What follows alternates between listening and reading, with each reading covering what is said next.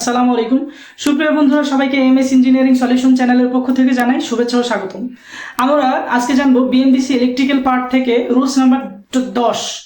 আপনারা যারা আমার পূর্বের ভিডিও মিস করে গেছেন তারা আমার ইউটিউব চ্যানেল অথবা ফেসবুক পেজে গিয়ে দেখে আসতে পারেন।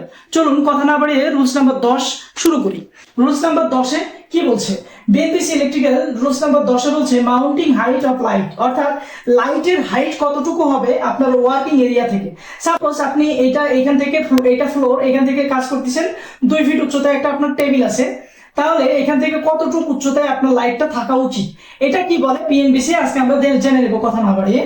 এখানে বিএনবিসি বলে ওয়াল প্ল্যান থেকে লাইটের উচ্চতা বা মাউন্টিং হাইট হতে হবে 1.5 মিটার বা থেকে 2 মিটার। অর্থাৎ আপনার যদি টেবিল 2 ফিট থাকে, 2 ফিট থেকে 1.5 মিটার উপরের দিকে 1.5 মিটার উচ্চতায় আপনার হচ্ছে যে কোনো ধরনের লাইট লাগাইতে হবে, তাহলেই আপনার হচ্ছে এইটা বিএনবিসি স্ট্যান্ডার্ড অনুযায়ী হবে। এটা রেফারেন্স কি দিচ্ছে? এটা রেফারেন্স হচ্ছে বিএনবিসি 2020 পার্ট 8 অনুচ্ছেদ 1.2.5 পেজ নাম্বার হচ্ছে 4520।